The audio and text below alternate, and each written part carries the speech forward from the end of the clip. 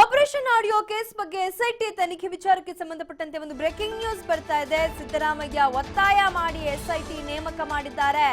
ಪ್ರಕರಣದಲ್ಲಿ ಕುಮಾರಸ್ವಾಮಿಯನ್ನೇ ಸಿಲುಕಿಸಲು ಯತ್ನಿಸುತ್ತಿದ್ದಾರೆ. ಚಾಮುಂಡೇಶ್ವರಿ ಕ್ಷೇತ್ರದ ಸೋಲಿನ ಸೇಡು ತೀರಿಸಿಕೊಳ್ಳುವಂತ ಯತ್ನ ಮಾಡುತ್ತಿದ್ದಾರೆ. ಹೀಗಾಗಿ ಜೆಡಿಎಸ್ ವಿರುದ್ಧ ಸೇಡು ತೀರಿಸಿಕೊಳ್ಳಲು ಹವಣಿಸುತ್ತಿದ್ದಾರೆ ಅಂತ ಹುಬ್ಬಳ್ಳಿಯಲ್ಲಿ ಬಿಜೆಪಿ ಮುಖಂಡ ಕೆಎಸ್ ಈಶ್ವರಪ್ಪ ಬಹಳ ಗಂಭೀರ ಆರೋಪವನ್ನ ಮಾಡಿದ್ದಾರೆ. ನಮಗೆ ಪೂರ್ಣ ಬಹುಮತವಿಲ್ಲ, ಅತೃಪ್ತರು ಏನ್ ಮಾಡ್ತಾರೋ ನೋಡೋಣ, ಅತೃಪ್ತರು ಯಾವಾಗ ಹೊರಗೆ ಬರ್ತಾರೋ ನೋಡಬೇಕು, ಅವರಿಗೆ ನಂಬರ್ ಕಡಿಮೆಯಾದಾಗ ಸರ್ಕಾರ ರಚಿಸುತ್ತೇವೆ ಅಂತ ಹುಬ್ಬಳ್ಳಿಯಲ್ಲಿ ಬಿಜೆಪಿ ಮುಖಂಡ ಕೆಎಸ್ ಈಶ್ವರಪ್ಪ ಹೇಳಿಕೆಯನ್ನ ನೀಡಿದ್ದಾರೆ. ಚಾಮುಂಡೇಶ್ವರಿ ಕ್ಷೇತ್ರದ ಸೋಲಿನ ಸೇಡನ್ನ ತೀರಿಸಿಕೊಳ್ಳಲಿಕ್ಕೆ ಸಿದ್ದರಾಮಯ್ಯನವರು ಪ್ರಯತ್ನವನ್ನ ಮಾಡ್ತಾ ಇದ್ದಾರೆ. ಎಸ್ಐಟಿ ತನಿಖೆಗೆ ಒಪ್ಪಿಸಿದ್ದೆ ಸಿದ್ದರಾಮಯ್ಯನವರು ಅನ್ನುವಂಥ ಅರ್ಥದಲ್ಲಿ ಮಾತನಾಡಿದ್ದಾರೆ. ಹಾಗಾದ್ರೆ ಬಿಜೆಪಿಯವರು ಎಸ್ಐಟಿ ತನಿಖೆಗೆ ತೀವ್ರವಾದಂತ ವಿರೋಧ ಮಾಡ್ತಿರೋದ್ರ ಹಿಂದಿರೋ ಉದ್ದೇಶ ಏನು ಅನ್ನುವಂಥದ್ದಕ್ಕೂ ಕೂಡ ಬಹುಶಃ ಈಶ್ವರಪ್ಪನವರು ಆನ್ಸರ್ ಮಾಡಬಹುದೇನೋ.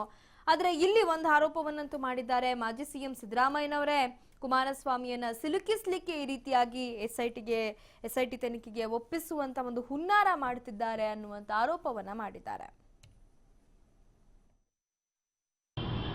ಬಹಳ ಬುದ್ಧಿವಂತಿಕೆಯಿಂದ ಸಮನ್ವಯ ಸಮಿತಿಯ ಅಧ್ಯಕ್ಷರು ಸಿದ್ದರಾಮಯ್ಯನವರು ಬಹಳ ಒತ್ತಾಯ ಮಾಡಿ ಎಸ್ಐಟಿನ ಇವತ್ತು ನೇಮಕ ಮಾಡಿಸಿದ್ದಾರೆ. ರಾಜ್ಯದ ಮುಖ್ಯಮಂತ್ರಿ ಸಿದ್ದರಾಮಯ್ಯನವರು ಸಭಾಧ್ಯಕ್ಷರು ಏನು ತೀರ್ಮಾನಕ್ಕೂ ನಾವು ಬದ್ಧ ಅಂದರು.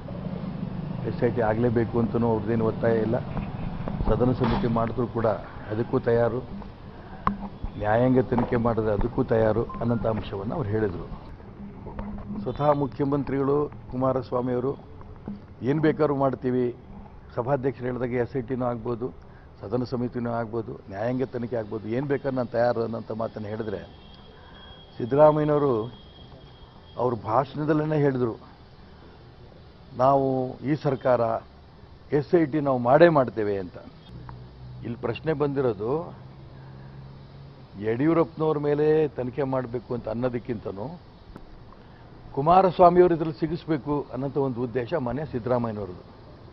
ಯಾಕೆಂದರೆ ಸ್ವತಃ ಕುಮಾರಸ್ವಾಮಿಯವರು ಮುಖ್ಯಮಂತ್ರಿಗಳು ಹೇಳಿಕೆ ಕೊಟ್ಟರು.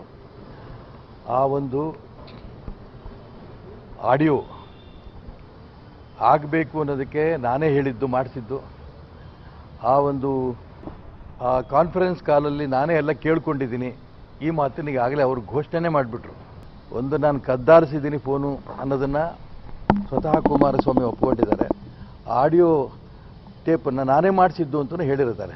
ಹಾಗಾಗಿ ಇವತ್ತು ತಪ್ಪಿತಸ್ಥರು ಯಾರು ಅಂತಂದರೆ ಕುಮಾರಸ್ವಾಮಿಯವ್ರನ್ನ ಸಿಗಿಸ್ಬೇಕು ಅನ್ನೋಂಥ ಸಿಟ್ಟೇನಿತ್ತಲ್ಲ ಮಾನ್ಯ ಸಿದ್ದರಾಮಯ್ಯನವರಿಗೆ ಚಾಮುಂಡೇಶ್ವರಿಯಲ್ಲಿ ಸೋಲಿಸಿದ್ದು, ಮುಖ್ಯಮಂತ್ರಿ ಸ್ಥಾನ ಕಳ್ಕೊಂಡಿದ್ದು, ಈ ಸಿಟ್ಟನ್ನು JDS ಮೇಲೆ ಮತ್ತು ಕುಮಾರಸ್ವಾಮಿ ಮೇಲೆ ತೀರಿಸ್ಕೊಳ್ಳೋಕ್ಕೋಸ್ಕರ ಇವತ್ತು ಎಸ್ಐಟಿನ ಬಹಳ ಒತ್ತಾಯಪೂರ್ವಕವಾಗಿ ಮನೆ ಸಿದ್ದರಾಮಯ್ಯನವರು ಮಾಡಿದ್ದಾರೆ ಅನ್ನೋ ಮಾತನ್ನು ಕಾಂಗ್ರೆಸ್ಸಿನ ಶಾಸಕ ಸೋಮಶೇಖರ್ ಹೇಳಿದ್ರು.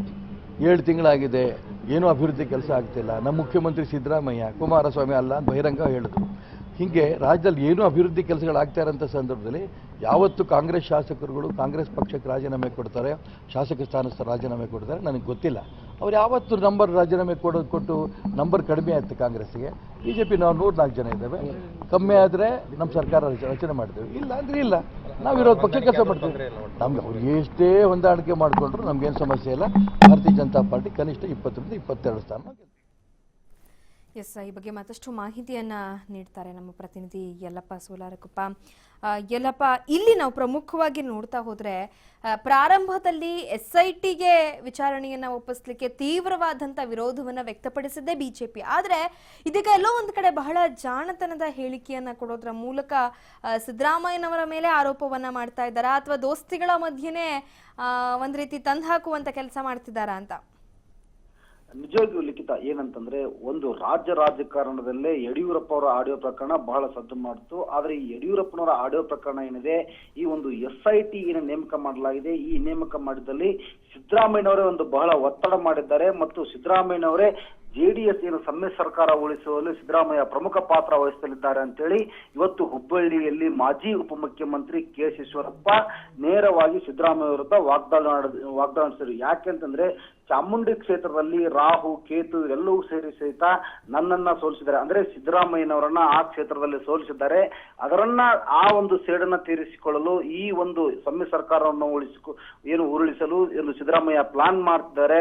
ಇದರಿಂದ ಸಹಿತ ಈ SIT ತನಿಖೆಗೆ ನಾವು ಯಾರು ಸಹಿತ ಒತ್ತಾಯ ಮಾಡಲಿಲ್ಲ. ಮತ್ತು ಈ ಒಂದು ಆಡಿಯೋ ಏನು ಕದ್ದಾಲಿಕೆ ಇದೆ ಅಂದ್ರೆ ಫೋನ್ ಕದ್ದಾಲಿಕೆ ಪ್ರಕರಣ ಏನಿದೆ ಕುಮಾರಸ್ವಾಮಿ ಅವರು ಒಪ್ಪಿಕೊಂಡಿದ್ದಾರೆ. ಅದರ ಹೊರತು SIT ತನಿಖೆ ಸಹಿತ ಕುಮಾರಸ್ವಾಮಿ ಅವರು ಒಪ್ಪಿಕೊಂಡಿರಲಿಲ್ಲ. ಆದ್ರೆ ಅದರಲ್ಲಿ ಮುತುವರ್ಜಿ ವಹಿಸಿ ಅದನ್ನ ಏನು ಆಡಿಯೋ ಪ್ರಕರಣವನ್ನ SIT ಏನು ಒಪ್ಪಿಸಬೇಕು ಅಂತೇಳಿ ಒತ್ತಡ ಹಾಕಿದ್ದು ಸಿದ್ದರಾಮಯ್ಯನವರು.